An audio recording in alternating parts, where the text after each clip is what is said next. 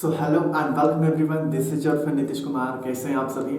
आशा करता हूँ स्वस्थ होंगे, मस्त होंगे और अपने सक्सेस की जर्नी में व्यस्त होंगे। सो चलिए उसी सक्सेस की जर्नी में आज एक और इम्पॉर्टेंट टॉपिक के बारे में डिस्कस किया जाए। सो आज के इस एपिसोड का हमारा टॉपिक रहेगा, वह रहेगा एंजाइटी डिसऑर्डर, यानी कि चिंता विकार। हम लोग इस एपिसोड में डिटेल में समझेंगे एंजाइटी डिसऑर्डर के बारे में। इससे पिछले वाले एपिसोड में हम लोगों ने एबनॉर्मल साइकोलॉजी के बारे में डिस्कस किया है, एबनॉर्मेलिटी के बारे में डिस्कस किया है, criteria of abnormality, classification of abnormality. Detail episode हम लोग शूट कर चुके हैं, ठीक है। आपको चैनल पे वीडियो मिल जाएगा उस एपिसोड का, और डिस्क्रिप्शन बॉक्स से आई बटन में भी मैं लिंक दे दे रहा हूँ।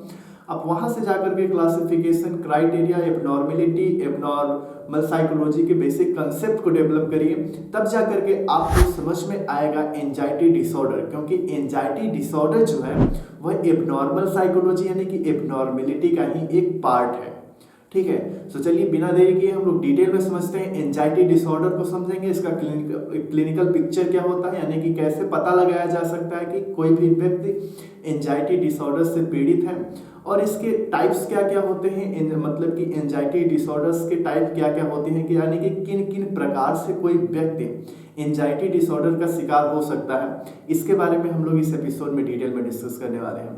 सो गाइस, अभी तक आपने इस चैनल को सब्सक्राइब नहीं किया है तो प्लीज चैनल को सब्सक्राइब कर दीजिएगा, वीडियो को लाइक कर दीजिएगा और दोस्तों के पास शेयर कर दीजिएगा। सो हम लोग इस एपिसोड में आगे बढ़ें और एंजाइटी डिसऑर्डर को समझें। इससे पहले हम लोग एंजाइटी को समझते हैं कि एंजाइटी होती क्या है, और एक ऐसी कौन सी एंजाइटी होती है जो कि एंजाइटी डिसऑर्डर का रूप ले लेती है। मैंने पिछले एपिसोड में बताया था कि डिसऑर्डर क्या होता है। विकार एक तरीके से बीमारी है, ठीक है। किसी का विकार मतलब कोई चीज अनबैलेंस हो जा रही है, ठीक है। उसी तरीके से जब आप किसी भी पर्टिकुलर सिचुएशन, इवेंट, ऑब्जेक्ट या किसी भी चीज को लेकर के चिंता करते हैं और उस चिंता का लेवल बहुत हाई चला जाता है, उस चिंता का लेवल इतना हाई चला जाता है कि आप उसको कंट्रोल नहीं कर पाते हैं और आपकी डेली लाइफ की जो एक्टिविटी होती हैं उससे प्रभावित होने लगती हैं।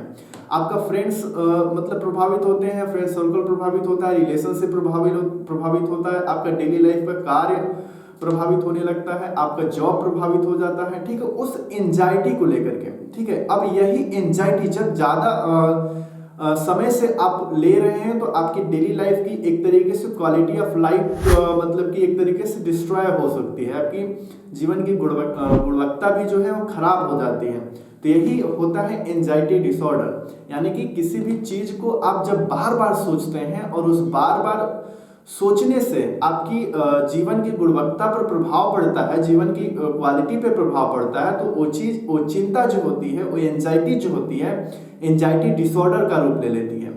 इसको हम लोग एग्जाम्पल के साथ आगे डिटेल में डिस्कस करेंगे और हम लोग बेसिक कंसेप्ट डेवलप करते हैं एंजाइटी डिसऑर्डर का। So anxiety disorders are a group of mental health conditions characterized by excessive and persistent worry, fear और एंजाइटी। चिंता विकार मानसिक स्वास्थ्य स्थितियों का एक समूह है जो अत्यधिक और लगातार चिंता या भय से प्रकट होता है। ये भावनाएं दैनिक गतिविधियों, रिश्तों और जीवन की समग्र गुणवत्ता में हस्तक्षेप कर सकती हैं। These feelings can interfere with daily activities, relationship and overall quality of life. Anxiety is a normal response to stress or perceived threats. चिंता या तनाव कथित खतरों के प्रति एक सामान्य प्रतिक्रिया है, लेकिन चिंता विकार वाले व्यक्तियों में चिंता का स्तर स्थिति के अनुरूप नहीं होता है और इसे आसानी से नियंत्रित नहीं किया जा सकता है। But individuals with anxiety disorders, यानी कि जिन व्यक्तियों को एंजाइटी डिसऑर्डर होता है, जो व्यक्ति एंजाइटी डिसऑर्डर से पीड़ित होते हैं, level of anxiety is disproportionate to the situation and may not be easily controlled. यानी कि जो एंजाइटी डिसऑर्डर से व्यक्ति पीड़ित होते हैं, उनका जो एंजाइटी होता है वो इजी से, मतलब कि आसान तरीके से वो अपने एंजाइटी को नियंत्रित नहीं कर सकते हैं। देखिए, एंजाइटी एक तरीके से क्या होती है, आप किसी भी वस्तु, सिचुएशन, इवेंट के बारे में जब आप सोचते हैं, ठीक है, लेकिन ये एक तरीके से एंजाइटी हो जाती है। लेकिन जब आप लगातार सोचते रहते हैं, लगातार सोचते चले जाते हैं, जिससे आपकी क्वालिटी ऑफ लाइफ इफेक्ट होती है, वही हो जाती है एंजाइटी डिसऑर्डर। और एंजाइटी डिसऑर्डर को इतनी आसानी से कंट्रोल नहीं किया जा सकता है, ठीक है। और एंजाइटी डिसऑर्डर एक तरीके से कब डिक्लेयर होती है कि आपको एंजाइटी डिसऑर्डर है, इसकी टाइमिंग को देख करके और आपकी क्वालिटी ऑफ लाइफ को देख करके, डेली एक्टिविटीज को देख करके, आपका क्वालिटी ऑफ लाइफ में कितने आप में मतलब रिलेशंस में कितना इफेक्ट पड़ रहा है, वर्क में कितना इफेक्ट पड़ रहा है, और कितने टाइमिंग से पढ़ रहा है, कितने दिनों से पढ़ रहा है। इन सब सारी एक्टिविटी को देख करके ही यह बताया जा सकता है कि व्यक्ति एंजाइटी डिसऑर्डर से पीड़ित है, चिंता विकार से पीड़ित है। मोस्टली यह देखा जाता है कि एंजाइटी डिसऑर्डर्स को डिक्लेयर करने से पहले इसमें टाइमिंग जो होती है, वैसे तो पर्टिकुलर इसके लिए टाइमिंग फिक्स नहीं है कि इतने टाइमिंग से पीड़ित ही व्यक्ति ही एंजाइटी डिसऑर्डर का शिकार होगा, ठीक है। ऐसे कॉमनली एक टाइमिंग दिया जाता है कि 6 महीने से साल भर तक आप किसी भी इवेंट सिचुएशन या पर्टिकुलर मतलब की घटनाओं को लेकर के चिंतित हैं, ठीक है। वो चिंता आपकी क्वालिटी ऑफ लाइफ को मतलब इफेक्ट डाल रही है, तो आप एंजाइटी डिसऑर्डर से पीड़ित हैं। लेकिन यह तो एक हो गया कॉमन वे में, लेकिन क्या होता है कि इसको इस तरीके से भी पता लगाया जा सकता है कि आपकी लाइफ की क्वालिटी, गुणवत्ता कितनी प्रभावित हुई है उस एंजाइटी को लेकर के, ठीक है। इससे भी पता लगाया जा सकता है कि आपको एंजाइटी डिसऑर्डर है कि नहीं है। सो बेसिक कंसेप्ट यही रहा एंजाइटी डिसऑर्डर का। सो हम लोग आगे बढ़ते हैं और समझते हैं टाइप्स ऑफ एंजाइटी डिसऑर्डर, कि एंजाइटी डिसऑर्डर कितने प्रकार के हो सकते हैं, क्योंकि हमारी जो लाइफ होती है एक तरीके से तो होती नहीं, हमारे आसपास में जो घटनाएं होती हैं एक तरीके की घटनाएं तो होती नहीं है जिससे कि एक तरीके से हमको प्रभाव पड़े, ठीक है। तो हमारे आसपास में पर डे बाय डे अलग अलग घटनाएं होती रहती हैं और हम अलग अलग घटनाओं को देखते रहते हैं, ठीक है। अब उन घटनाओं को में से हम क्या परसीव करते हैं, किन घटनाओं से हम इफेक्ट होते हैं, मेंटल लेवल पे कितना इफेक्ट होते हैं, फिजिकल लेवल पे कितना इफेक्ट होते हैं, इन सब सारी चीजों को ध्यान में रखते हुए अब हम लोग डिस्कस करते हैं कि टाइप्स ऑफ एंजाइटी डिसऑर्डर्स क्या क्या होते हैं, यानी कि कितने प्रकार के एंजाइटी डिसऑर्डर्स हो सकते हैं। और बेसिक कंसेप्ट हम लोग समझेंगे कि इन टाइप्स के नाम भी समझेंगे और इनके बारे में भी समझेंगे कि इसमें मतलब कि होता क्या है पर्टिकुलर, जिससे आपको लाइफ मतलब कि डेली लाइफ मतलब कि चीज़ों से रिलेट करके आप समझ पाएंगे कि यह डिसऑर्डर्स कैसे आपके आसपास में होते हैं, आपके आसपास से घटनाओं से ही आपको यह डिसऑर्डर्स होते हैं। सो अब हम लोग समझते हैं the most common types of anxiety disorders. So number first generalized anxiety disorder, जिसको हम GAD के नाम से भी जानते हैं, जिसको हिंदी में सामान्यकृत चिंता विकार भी कहते हैं। Number second panic disorder. Number third social anxiety disorder, जिसे हम सोशल फोबिया के नाम से भी जानते हैं, यानी कि सामाजिक चिंता विकार या सामाजिक भय के नाम से भी जानते हैं। नेक्स्ट है स्पेसिफिक फोबिया, यानी कि विशिष्ट फोबिया, इसके बारे में हम लोग डिटेल में डिस्कस करेंगे, अभी नाम आप समझ लीजिए। नेक्स्ट है ऑब्सेसिव कंपल्सिव डिसऑर्डर, जिसको हम शॉर्ट फॉर्म में OCD के नाम से भी जानते हैं, जिसको हिंदी में जुनूनी बाध्यकारी विकार कहते हैं। नेक्स्ट है पोस्ट ट्रॉमेटिक स्ट्रेस डिसऑर्डर, जिसको हम PTSD के नाम से जानते हैं। नेक्स्ट है सेपरेशन एंजाइटी डिसऑर्डर, जिसको हम पृथक्करण चिंता विकार कहते हैं। नेक्स्ट है सिलेक्टिव मेटिज्म, जिसको हम चयनात्मक उत्परिवर्तन भी कहते हैं। सो गाइस, यह रहे common type of anxiety disorder, ठीक है, जिसमें से जनरलाइज्ड एंजाइटी डिसऑर्डर, ये सब कॉमन एंजाइटी डिसऑर्डर हैं, जो कि एंजाइटी डिसऑर्डर्स के अलग अलग रूप हैं। व्यक्ति अलग अलग तरीके से प्रभावित होता है और किन तरीकों से प्रभावित हुआ है उन तरीकों को देखते हुए मतलब कि समझने के लिए, एंजाइटी डिसऑर्डर को समझने के लिए इन अलग अलग टाइप में इसको डिवाइड कर दिया गया है, ताकि एंजाइटी डिसऑर्डर को समझा जा सके आसानी से और समझ करके उसका ट्रीटमेंट क्या है वो ट्रीटमेंट दिया जा सके। सो चलिए हम लोग बेसिक कॉन्सेप्ट और थोड़ा थोड़ा समझते हैं इन टाइप्स ऑफ एंजाइटी डिसऑर्डर्स के बारे में कि ये होते क्या है। सो पहले नंबर पे हम लोग डिस्कस करते हैं GAD, जनरलाइज्ड एंजाइटी डिसऑर्डर, जिसको हम सामान्यकृत चिंता विकार कहते हैं। देखिए एग्जाम में GAD के नाम से भी पूछ सकता है और इसका पूरा नाम भी दे सकता है, तो आपको फुल फॉर्म आपको मालूम रखना है इसका, ठीक है। जनरलाइज्ड एंजाइटी डिसऑर्डर, जिसको शॉर्ट फॉर्म में यानी कि एब्रिविएशन फॉर्म इसका होता है GAD। So people with GAD, generalized anxiety disorder, experience chronic and excessive worry about various aspects of their lives, such as work, relationship, health, or everyday situations. GAD यानी कि generalise anxiety disorder यानी कि सामान्यकृत चिंता विकार। यहाँ पे इसमें नाम में ही है सामान्यकृत, यानी कि एक तरीके से सामान्य, एक तरीके से जनरल से पीड़ित लोग अपने जीवन में विभिन्न पहलुओं जैसे काम, रिश्ते, स्वास्थ्य या रोजमर्रा की स्थितियों के बारे में पुरानी और अत्यधिक चिंता का अनुभव करते हैं। The worry is often unrealistic and difficult to control. यह जो चिंता होती है यानी कि चिंता अक्सर अवास्तविक होती है और इसे नियंत्रित करना कठिन होता है। ठीक है, जैसे इसको अगर हम लोग एग्जाम्पल के साथ समझे कि GAD क्या होता है, जनरलाइज एंजाइटी डिसऑर्डर्स, तो हम जो लोग जो डेली लाइफ में चिंता करते हैं, डेली लाइफ में मतलब कि सोचते रहते हैं अनरियलिस्टिक फैक्ट, यानी कि ये चीज ऐसी हो जाती या ये चीज ऐसी क्यों हो गई या ऐसी चीज हो जाएगी।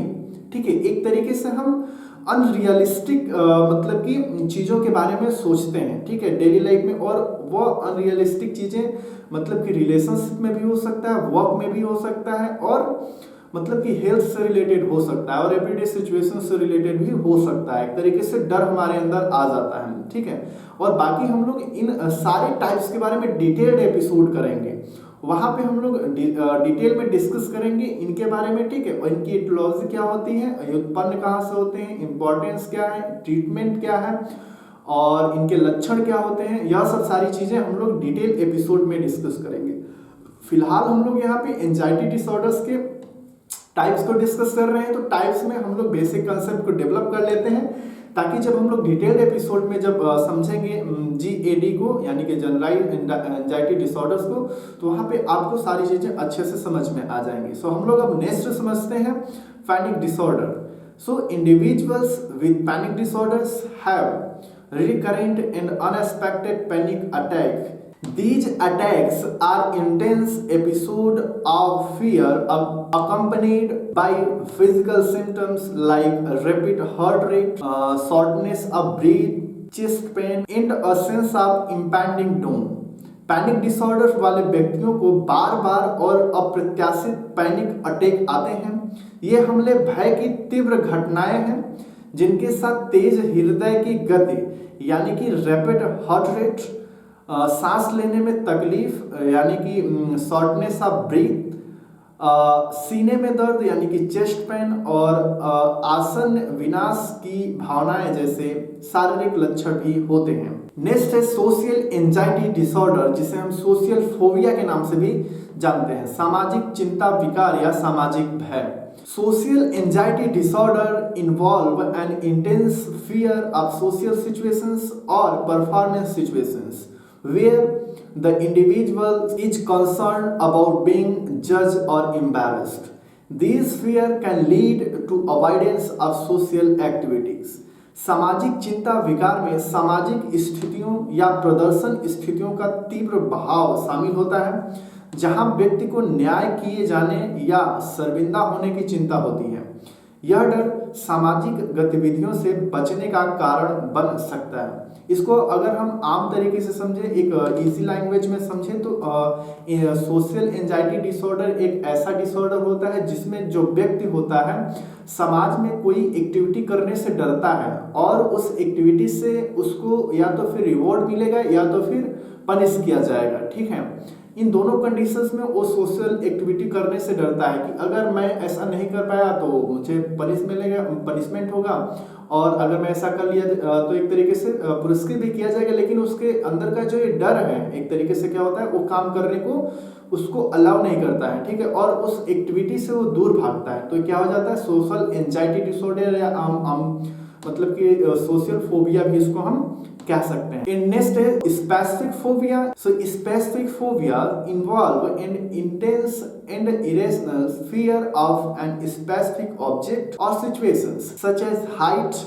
स्पाइडर्स फ्लाइंग और इनक्लोज स्पेस। विशिष्ट फोबिया में किसी विशिष्ट वस्तु या स्थिति का तीव्र और मतलब कि अतार्किक भय शामिल होता है, जैसे ऊंचाई, मकड़ियां, उड़ना या बंद स्थान। इसको अगर हम आसान भाषा में समझे, इजी लैंग्वेज में समझे, तो मान लीजिए एक ऐसा व्यक्ति है जिसको ऊंचाई पे जाने से डर लगता है। ठीक है, वो किसी स्पेसिफिक ऑब्जेक्ट से या किसी भी जीव से डरता है, वो सांप भी हो सकता है, बिच्छू भी हो सकता है।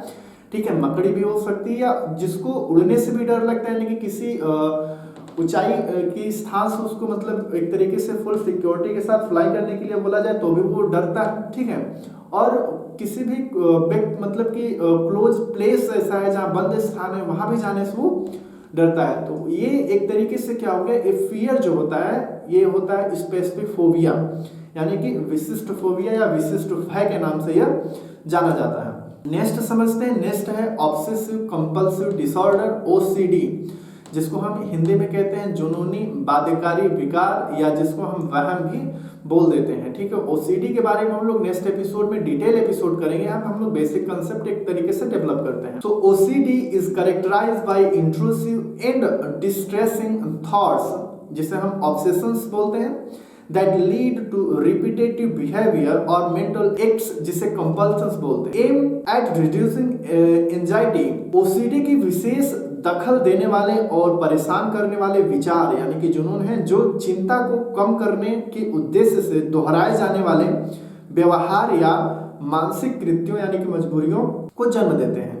अस्थायी राहत प्रदान करने के बावजूद मजबूरियां अक्सर समय लेने वाली हो जाती हैं और दैनिक कामकाज में बाधा डालती हैं। नेक्स्ट है पोस्ट ट्रॉमेटिक स्ट्रेस डिसऑर्डर, जिसको हम PTSD के नाम से जानते हैं। PTSD can develop after exposure to traumatic event such as combat, sexual assault or natural distress. Symptoms may be includes intrusive memories, flashback, nightmares and severe anxiety. PTSD किसी दर्दनाक घटना जैसे युद्ध, यौन उत्पीड़न या प्राकृतिक आपदाओं के संपर्क में आने के बाद विकसित हो सकता है। लक्षणों में दखल देने वाली यादें, फ्लैशबैक, बुरे सपने और गंभीर चिंता शामिल हो सकता है। यानी कि PTSD यानी कि पोस्ट ट्रॉमेटिक स्ट्रेस डिसऑर्डर क्या होते हैं, जो मतलब पास में जैसे कि मान लीजिए आप कोई युद्ध देखे हैं या सेक्सुअल असॉल्ट देखे हैं, natural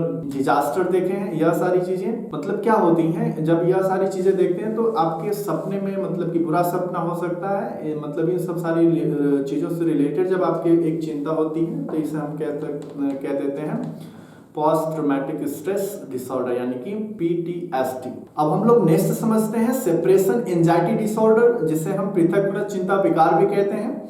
this is more commonly diagnose children but it can also affect adults. It involves an excessive fear of or anxiety about separation from those to whom that the individual is attached. आमतौर पर बच्चों में पाया जाता है, यानी कि जो सेपरेशन एंजाइटी डिसऑर्डर होता है आमतौर पर बच्चों में पाया जाता है, लेकिन यह मतलब एक तरीके से वयस्कों को भी प्रभावित कर सकता है। इसमें उन लोगों से अलग होने का अत्यधिक भय या चिंता शामिल है जिनसे व्यक्ति जुड़ा हुआ है। अगर इसके बारे में बात किया जाए तो जब हम किसी से इमोशनली बहुत ज्यादा अटैच हो जाते हैं और उस व्यक्ति को हम खोना नहीं चाहते हैं, उस व्यक्ति से हम दूर नहीं होना चाहते हैं, तो ये फीलिंग जो होती है यानी कि ये डर जो होता है वही होता है सेपरेशन एंजाइटी डिसऑर्डर। कॉमनली आज की अगर देखा जाए तो रिलेशनशिप जो कि अडल्ट में होते हैं, ठीक है, यह एक तरीके से कॉमन एग्जांपल है। जब हम किसी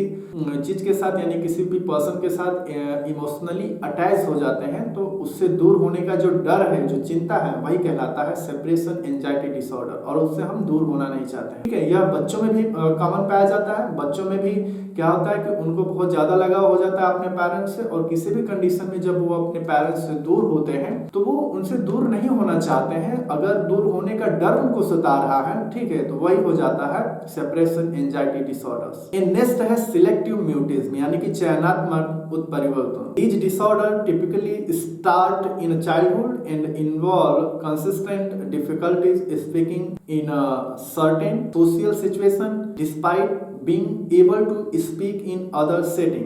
यह विकार आमतौर पर बचपन में शुरू होता है और इसमें अन्य सेटिंग्स में बोलने में सक्षम होने के बावजूद कुछ सामाजिक स्थितियों में बोलने में लगातार कठिनाई होती है। इसको हम एक तरीके से समझते हैं, जैसे मान लीजिए अगर हम डेली लाइफ में एग्जाम्पल की बात करें तो क्या होता है कि ऐसे तो हम लोग कॉमन तरीके से जब स्पीकिंग करते हैं, ठीक है, कन्वर्सेशन करते हैं, फ्रेंड में एक तरीके से करते हैं, तो क्या है कि हम लोग इजीली कन्वर्सेशन कर लेते हैं। लेकिन जब वही कन्वर्सेशन अगर प्रोफेशनल लैंग्वेज में या प्रोफेशनल लेवल पे करनी होती है तो क्या होता है कि वहाँ पे वर्ड सेलेक्टिव की प्रॉब्लम हो जाती है। हम लोगों को एक ऐसा डर सताने लगता है कि हम किस टाइप के वर्ड का सिलेक्शन करें जिससे हमारा इंप्रेशन ज़्यादा अच्छा पड़े एज अ प्रोफेशनल, ठीक है। तो यह डर क्या होता है, यह जो डिसऑर्डर होता है वो होता है सिलेक्टिव म्यूटेशन, यानी कि चयनात्मक उत्परिवर्तन। सो गाइस, हम लोगों ने इस एपिसोड में लगभग सारे टाइप्स को बेसिक मतलब कि डिस्कस कर लिया है, ठीक है। अब हम लोग समझते हैं कि कॉज ऑफ एंजाइटी डिसऑर्डर क्या होते हैं, यानी कि एंजाइटी डिसऑर्डर के कारण क्या हो सकते हैं। तो देखिए, एंजाइटी डिसऑर्डर एक तरीके से किसी पर्टिकुलर चीज को नहीं बताया जा सकता है कि ये पर्टिकुलर चीज आपकी एंजाइटी डिसऑर्डर का कारण हो सकती है, ठीक है। अगर एंजाइटी डिसऑर्डर को समझा जाए तो क्या है कि ये डेली लाइफ में अलग अलग प्रकार से आपके लाइफ में आती है एंजाइटी डिसऑर्डर, ठीक है। भले ही आपको पता ना हो कि आप मानसिक रूप से पीड़ित चल रहे हैं, आप एक डिसऑर्डर का शिकार हैं, ठीक है, लेकिन आपके डेली लाइफ में कहीं ना कहीं थोड़ा इस चीज का इफेक्ट रहता ही रहता है। So cause of anxiety disorder can include a combination of genetics, biological, environmental and psychological factor। चिंता विकारों के कारणों में अनुवांशिक यानी कि जेनेटिक्स, जैविक यानी बायोलॉजिकल और पर्यावरणीय यानी कि इन्वायरमेंटल फैक्टर यानी कि और एक तरीके से साइकोलॉजिकल फैक्टर यानी कि मनोवैज्ञानिक कारकों का संयोजन शामिल हो सकता है। Treatment often involves combination of psychotherapy and medication and lifestyle changes। उपचार में अक्सर मनोचिकित्सा, दवाओं और जीवन शैली में बदलाव का संयोजन शामिल होता है। तो गाइस, हम लोगों ने इस एपिसोड में अप्रॉक्स में डिस्कस कर लिया है एंजाइटी डिसऑर्डर क्या होता है, एंजाइटी डिसऑर्डर के कॉज क्या है, टाइप्स क्या है, डिटेल में हम लोगों ने डिस्कस कर लिया है। अभी तक आपने इस चैनल को सब्सक्राइब नहीं किया तो प्लीज चैनल को सब्सक्राइब कर दीजिए, वीडियो को लाइक कर दीजिए और दोस्तों के पास शेयर कर दीजिएगा, ठीक है। और अगर आपको किसी भी प्रकार का डाउट है इस एपिसोड के टॉपिक को लेकर के, तो आप कमेंट बॉक्स में कमेंट करिए, ठीक है। हम उसको नेक्स्ट एपिसोड में जरूर डिस्कस करेंगे। अगर आपके पास कोई साइकोलॉजी से रिलेटेड क्वेश्चन भी है तो आप उसको कमेंट बॉक्स में डाल दीजिए, हम लोग नेक्स्ट एपिसोड में उस क्वेश्चन को जरूर डिस्कस करेंगे। सो कीप साइनिंग गाइस, इस एपिसोड में बस इतना ही रखते हैं। हंसते रहिए, मुस्कुराते रहिए और अपने सक्सेस की जर्नी में आगे बढ़ते रहिए। Keep signing guys, love you.